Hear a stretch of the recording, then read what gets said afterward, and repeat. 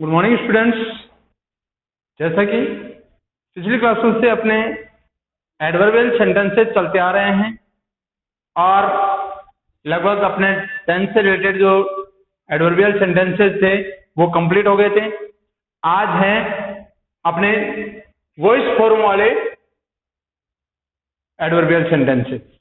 ठीक है, देखिए बेटा, यदि वाक्य पैसिव वॉइस का होता है, मान लो कोई भी वाक्य पैसिव वॉइस का होता है तो संबंधित टेंस की पैसिव फॉर्म का प्रयोग किया जाता है। अगर आपके पास कोई वाक्य आ गया और वो वाक्य पैसिव वॉइस का है तो उस वाक्य के अंदर संबंधित जो टेंस है वो वाक्य जिस टेंस से संबंधित है उसी टेंस के संबंधित मैन वर्ब की थर्ड फॉर्म का प्रयोग किया जाता है।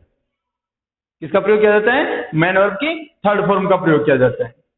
जैसे for the example, I have written 5 sentences like a letter write by you tomorrow। अब ये टुमारो एडवर्ब कौन से टेंस की है? टुमारो आने वाला कल, तो आने वाले कल की है तो फ्यूचर टेंस की है। अब फ्यूचर टेंस की एडवर्ब आ गई तो हम हेल्पिंग वर्ब क्या लगाएंगे? ये वॉइस पैसिव वॉइस का है। किसका है? पैसिव वॉइस का। अपन केवल एक्टिव वॉइस के सेंटेंस नहीं ले रहे, मैंने यहाँ बाकायदा आपको लिखा है कि यदि पैसिव फॉर्म का प्रयोग किया जाता है तो उसमें मैन वर्ब की थर्ड फॉर्म का प्रयोग होगा। अब पैसिव अपन पढ़ेंगे और उन पैसिव के अंदर मैं आपको ये चीजें क्लियर करके बताऊंगा कि किस प्रकार से ये मैन वर्ब की फॉर्म्स का प्रयोग किया जाता है। अभी मैं आपको ये क्लियर कर दूं कि ये सेंटेंस जो मैंने लिखा है ये फ्यूचर टेंस का है, और फ्यूचर टेंस का है तो जैसे you will write a letter tomorrow, ये हमारा एक्टिव वॉइस है। क्या है? एक्टिव वॉइस है। इस एक्टिव को पैसिव बनाओ, तो पैसिव बनाने के लिए क्या हुआ? ऑब्जेक्ट क्या था? A letter. ए लेटर अब फ्यूचर टेंस है, फ्यूचर टेंस है तो इसमें क्या है? विल और शैल का प्रयोग होता है। हेल्पिंग वर्ब किसका प्रयोग होता है? विल और शैल का। तो जैसे अपन पैसिव बनाते हैं तो विल और शैल के साथ क्या लग जाता है? विल बी या शैल बी का प्रयोग होता है। तो बताओ बेटा क्या आएगा इसमें? ए लेटर क्या है? ये थर्ड पर्सन हो गया। ठीक है, तो हेल्पिंग वर्ब क्या आएगी? फर्स्ट पर्सन के लिए तो शैल बी का प्रयोग हो जाएगा, लेकिन सेकंड और थर्ड पर्सन के लिए क्या होगा? विल बी का। तो ए लेटर विल बी। अब यहां क्या आएगा? मैन वर्ब की थर्ड फॉर्म। क्या आएगा? मैन वर्ब की थर्ड फॉर्म, क्योंकि यहां राइट फर्स्ट फॉर्म है। जैसे अपन पैसिव का वॉइस बनाएंगे, पैसिव वॉइस बनाएंगे सेंटेंस का, तो सेंटेंस का पैसिव वॉइस बनाते ही हम क्या करते हैं? मैन वर्ब की थर्ड फॉर्म का प्रयोग करते हैं। तो यहां क्या आ जाएगा? रिटर्न। क्या आ जाएगा? Return. A letter will be written by you tomorrow, आपके द्वारा कल एक पत्र लिखा जाएगा। तो ये तो था इसका एक्टिव, और एक्टिव को पैसिव बनाया तो हमने क्या किया? एक्टिव वॉइस के ऑब्जेक्ट को पैसिव वॉइस का सब्जेक्ट बना दिया। उसके बाद उस टेंस के अनुसार सहायक क्रिया, तो सहायक क्रिया क्या है?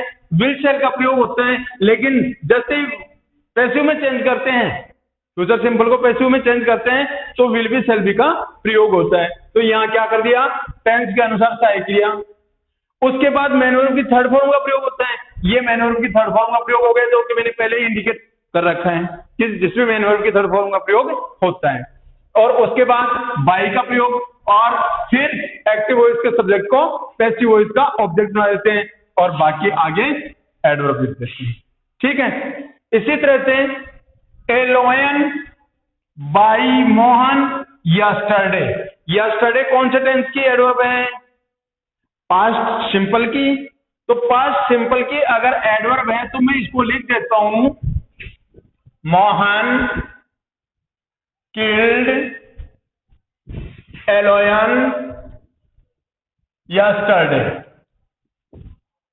मोहन ने कल एक शेर को मारा था। ठीक है, अब इसका पैसिव बनाएंगे, तो पैसिव बनाएंगे। इस प्रकार के सेंटेंस आप क्या सकते हैं? तो ऐसे सेंटेंस अगर आते हैं तो आपको मैन वर्ब दी हुई होगी अकॉर्डिंग एडवर्ब्स को इंडिकेट करते हुए, इसको फोकस में रखते हुए आपको क्या करना है, पैसिव वॉइस का जो स्ट्रक्चर है उसके अकॉर्डिंग आपको जो ब्लैंक्स हैं उनको फिलअप करना है। ठीक है, तो अब देखिए इसमें क्या करते हैं, यहां क्या आया, ऑब्जेक्ट है, ऑब्जेक्ट को सब्जेक्ट बना दिया तो क्या आ गया, एलोयन। अब पास्ट टेंस की हेल्पिंग वर्ब क्या है, वाज और वर, तो एलोयन वॉच,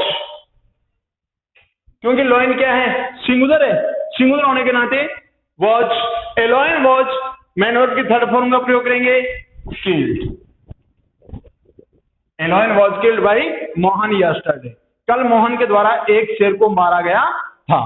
ठीक है, इसी तरह से a story read by Suman today, ये टुडे कौन से टेंस की एडवर्ब है, प्रेजेंट कंटिन्यूस की, प्रेजेंट कंटिन्यूस की है, तो जैसे Suman is reading a story today, Suman आज एक कहानी पढ़ रही है, सुमन आज एक कहानी पढ़ रही है, तो इसका पैसिव वॉइस बनाइए, क्या आ जाएगा, ऑब्जेक्ट को सब्जेक्ट बना दिया, ए लेसन ए स्टोरी, स्टोरी के बाद क्या है, साइक्रिया, तो साइक्रिया अकॉर्डिंग सेंटेंस आ जाएगी इज।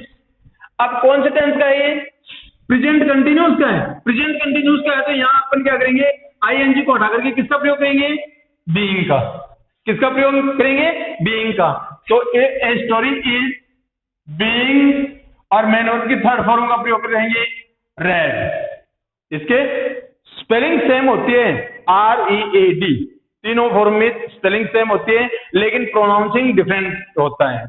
तो a story is being read by Suman today, आज सुमन द्वारा एक कहानी पढ़ी जा रही है। इसी तरह से ए lesson teach by the teacher daily, अब डेली कौन से टेंस की एडवर्ब है, प्रेजेंट सिंपल की, सिंपल प्रेजेंट की है ना, तो सिंपल प्रेजेंट की है तो क्या है, इसमें ये लिख दिया गया द टीचर, मैं एक्टिव बना के बता रहा हूं आपको, पैसिव फॉर्म अपन वहां लिख रहे हैं, एक्टिव वॉइस क्या होता है इसका, the teacher teachers A lesson daily, active voice का सेंटेंस क्या हो गया, the teacher teachers A lesson daily, अध्यापक रोजाना एक पाठ पढ़ाते हैं, कौन से टेंस की है, प्रेजेंट सिंपल की, तो प्रेजेंट सिंपल की है तो अपन क्या करेंगे, इस ऑब्जेक्ट को अपन ने क्या बना दिया, सब्जेक्ट बना दिया, ए लेसन बना दिया, उसके बाद अकॉर्डिंग टेंस अपन हेल्पिंग वर्ब लगाएंगे, तो कौन से टेंस की है, प्रेजेंट सिंपल की, पैसिव बनाते हैं तो इसकी हेल्पिंग वर्ब क्या हो जाती है, इजारम, तो अकॉर्डिंग सब्जेक्ट अपन इसकी क्या लगाएंगे, हेल्पिंग वर्ब, तो ए लेसन क्या है, सिंगुलर, तो इज, मैन वर्ब की third form taught, lesson is taught, एक पाठ पढ़ाया जाता है बाय द टीचर डेली, अध्यापक के द्वारा रोजाना, रोजाना अध्यापक द्वारा एक पाठ पढ़ाया जाता है। इसी तरह से he elect the sarpanch of the village last year, ठीक है, तो इसके लिए क्या हो जाएगा, he elect the sarpanch of the village last year, उसको पिछले साल गांव का सरपंच बनाया गया था, तो ये कौन से टेंस में है, पास्ट सिंपल में बनाया गया था या वो बना था, तो ही वॉच, पास्ट सिंपल है, पास्ट सिंपल है तो पैसिव वॉइस बनाते इसमें क्या करेंगे, हेल्पिंग वर्ब पास्ट की, तो ही वॉच, मैन वर्ब की थर्ड फॉर्म लगाओ, he was elected the sarpanch of the village last year, उसको पिछले साल गांव का सरपंच नियुक्त किया गया था, चुना गया था, ठीक है। तो इस प्रकार से अपने पास, अपने सामने यदि ऐसे पैसिव वॉइस वाले सेंटेंसेस आ जाते हैं और उनके अंदर हमें मैन वर्ब दी हुई मिल जाती है, तो हम क्या करेंगे, अकॉर्डिंग एडवर्ब्स हम उनकी रिकॉग्नाइज करेंगे कि ये सेंटेंस कौन से टेंस का है और इसके एडवर्ब्स क्या हैं, एडवर्ब्स के अकॉर्डिंग ही हम उनको उनकी हेल्पिंग वर्ब्स जो हैं वो फिलअप करेंगे। ठीक है, अब चलते हैं आगे। जिन अंग्रेजी वाक्यों में खालिस्तान के बाद, जो अंग्रेजी वाक्य आते हैं और उनमें खालिस्तान के ठीक बाद यदि टू का प्रयोग होता है, वुड रादर का प्रयोग होता है या हैड बेटर का प्रयोग होता है, तो उनमें क्या होता है, इनके बाद केवल मैन वर्ब की फर्स्ट फॉर्म का प्रयोग होता है। टू इन्फिनिटिव वर्ब है, इन्फिनिटिव वर्ब के साथ मैन वर्ब की फर्स्ट फॉर्म का प्रयोग होता है। वुड रादर या हैड बेटर अगर आ जाते हैं तो उनके बाद भी मैन वर्ब की फर्स्ट फॉर्म का प्रयोग होता है, न कि सेकंड और थर्ड फॉर्म का। जैसे एग्जांपल के तौर पे मैंने ये लिखा है, वी हैव टू। अब टू आ गया, टू आते क्या करेंगे, अपने को ऑलरेडी एग्जामिनर ने क्या दे रखा है, मैन वर्ब की फर्स्ट फॉर्म दे रखी है। यहां आकर के अपन कंफ्यूज हो जाते हैं कि यार ये फॉर्म तो अपन को पहले दे रखी है, हम यहाँ या तो सेकंड फॉर्म लिखें या थर्ड फॉर्म लिखें, लेकिन ऐसा नहीं है। यदि टू आ जाता है, ठीक है, वुड रादर आ जाता है, हैड बेटर आ जाता है, तो आपको मैन वर्ब की फर्स्ट फॉर्म ही लिखनी है, न कि सेकंड और third form.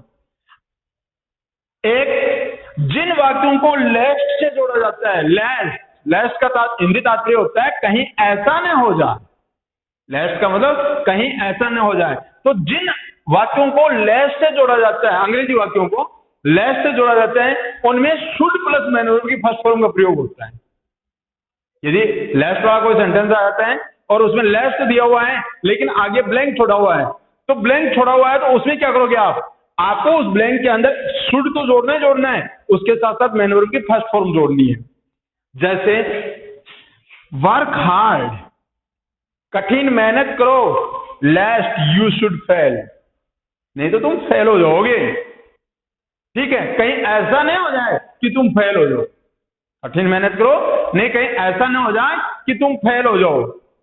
Walk slowly, लेस्ट you should fall, धीरे धीरे चलो, नहीं तो तुम कहीं ऐसा ना हो कि तुम गिर जाओ। ठीक है, तो ऐसा सेंटेंस अगर आप हमारे पास आ जाते हैं तो हमें क्या करना है, वी हैव टू वेट। अब टू क्या है, ये इन्फिनिटिव वर्ब आ गई, इन्फिनिटिव वर्ब के जस्ट बाद मैन वर्ब की फर्स्ट फॉर्म आती है, न कि सेकंड या थर्ड फॉर्म आती है। तो वी हैव टू वेट का वेट ही रह जाएगा। We have to wait here for too much time, हमें यहां पर बहुत लंबे समय तक इंतजार करना पड़ता है या इंतजार करना है। यू आर गोइंग टू, अब टू इन्फिनिटिव आई है इसमें भी, तो टू इन्फिनिटिव आते ही क्या हुआ कि मैन वर्ब की फर्स्ट फॉर्म में आएगी, तो यहां क्या लिख देते हैं अपन, रीड ए बुक, तुम एक पुस्तक पढ़ने जा रहे हो। और I would rather take tea, अच्छा हो मैं चाय पी लूं, I would rather take tea, तो टेक का टेक आ जाएगा, वुड रादर आ गया ना, तो वुड रादर आते क्या हुआ, मैन वर्ब की फर्स्ट फॉर्म आएगी। हैड बेटर आ गया तो मैन वर्ब की फर्स्ट फॉर्म आएगी। They had better go to school, अच्छा होता वे स्कूल चले जाते, they had better go to school. और वर्क हार्ड, लेस्ट या यू और थर्ड, यू शुड फेल, मैंने वर्ब की फर्स्ट फॉर्म दे रखी है लेकिन हमें और क्या जोड़ना है, शुड। स्लो है, walk slowly, walk slowly, लेस्ट you should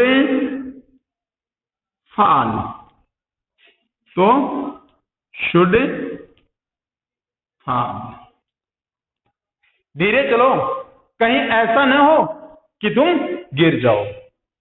तो इस प्रकार के सेंटेंसेस जो हैं ये अपने जो पैसिव वॉइस के सेंटेंसेस हैं या फिर इन्फिनिटिव वर्ब्स जो टू इन्फिनिटिव वर्ब है, वुड रादर है, हैड बेटर है, अगर ऐसे सेंटेंस आ जाते हैं तो हमें क्या करना है, इनमें केवल मैन वर्ब की फर्स्ट फॉर्म बननी है, इनमें मैन वर्ब की फर्स्ट फॉर्म बननी है, और इसके साथ साथ यदि लेस्ट वाला आ जाता है तो उसमें शुड के साथ मैन वर्ब की फर्स्ट फॉर्म बढ़ना है। ठीक है, इस प्रकार से ये अपने एडवर्बियल सेंटेंसेस जो हैं इनको अपन क्लियर कर सकते हैं।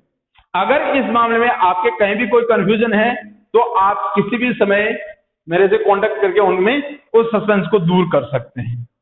Thank you students.